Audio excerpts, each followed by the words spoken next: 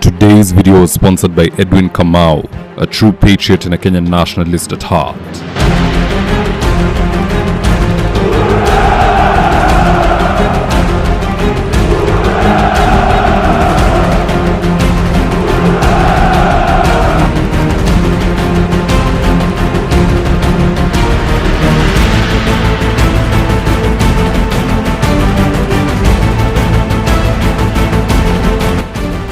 Stand by for debrief in 3, 2, 1. While in Tanzania, President Ruto announced that he has brought investors to build an oil refinery in Tanga. And after announcing that, Samia Suluhu challenged him to explain what he just said, because as far as she was concerned, she was not aware of that information. In fact, here's the tip. Sasa tupokuwa tunaongea ndani kule, nilimbana Ruto, kaambia umekwenda kutangaza refinery Tanga, mbona mimi sijui? Asa atasema mwenyewe pale kwa nini katangaza. Now the moment Ruto got on stage, he finally gave Suluhu a response. He basically said that he wishes he would have announced that refinery to be done in Mombasa and not Tanga. Basically he regrets even taking it to Tanga, theoretically speaking. Here's the tip. Nimeambiwa ya kwamba tangazo letu kwamba tujenge refinery pale Tanga imewakera kiasi.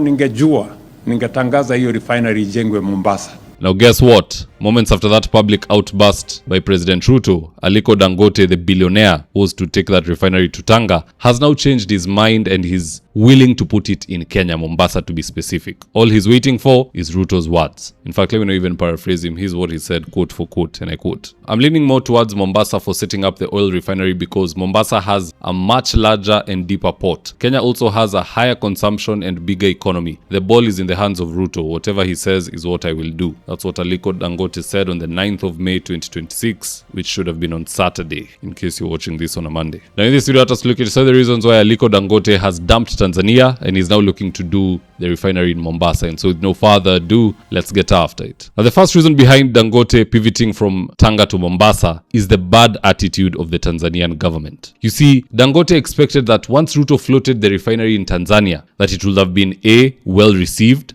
and B, it would get the endorsement of local leadership. But that's not what happened. Instead, Suluhu complained about it. The MPs never backed it. They just looked at Ruto while he was declaring it. And so Dangote is saying, hey, why should I go to a country where I don't even feel welcomed? I'm not coming to borrow. I'm bringing an investment to your yard, and you don't want me in your yard. Not to mention the numerous human rights violations in Tanzania. What if Dangote goes there and then they have a fallout with the Tanzanian government? And it's a dictatorship. If they say, we don't want you here or we will seize your assets, there's nothing you can do. Or your CEO gets abducted because of a policy that the country or mama hapendi. So yeah, Dangote pulled the plug, Suluhu ende ajijenge hiyo refinery. Second reason behind the change of port is because of Uganda. You see, for Uganda, let's say getting the port all the way from Tanga, ikuje all the way paka Kampala, it's 1,440 or 1,450 kilometers. The Tanzanians don't have the might to pay for that pipe infrastructure all the way to the other border ambayo wanashare na Uganda. So Museveni will have to foot the bill. And we did the math. It's around 800 billion Kenya shillings just to do that. Financially, it makes no sense. And he felt very betrayed when Ruto announced that thing going to Tanga. So they've restructured. The Ugandans now want it in Mombasa. Why?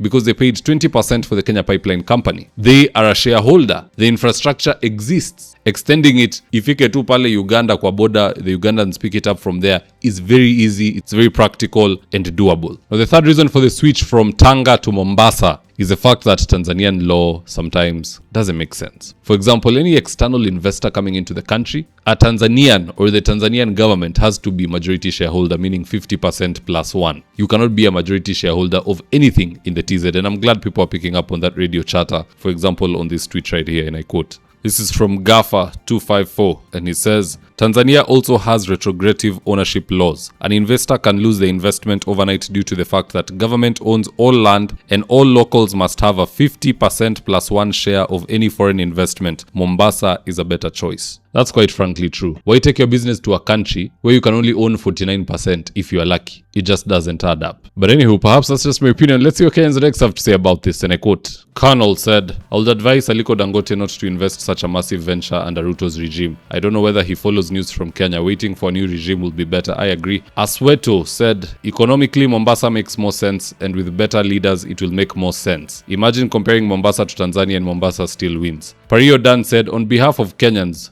We Ugandans accept this offer. Welcome to East Africa, Mr. Aliko Dangote. You can see there's a Ugandan celebrating the switch there. And then Power Lens Kenya said, even Dangote sees Mombasa makes more economic sense. Kenyans now want to know why Ruto was so determined to push the Tanga option. Now, what say you guys? Do drop me your comments in the comment section below and I'll do my best to read them and to give you a response. So with that, here today's ads of the day. If you're in need of electrical wiring, solar installation, or electrical fittings such as strip lights, snake lights, downlighters, or chandeliers, contact Engineer Wycliffe at 0707 476602 and he'll get your house dapped up.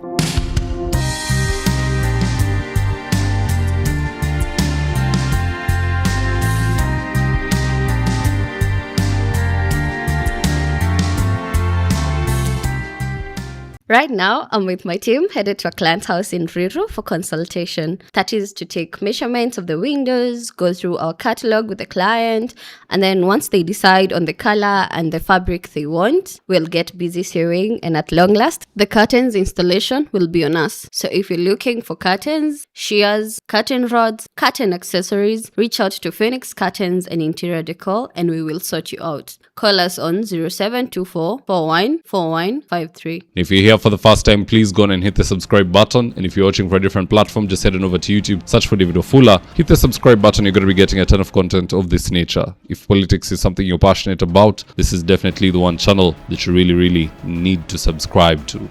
Alright guys, adios.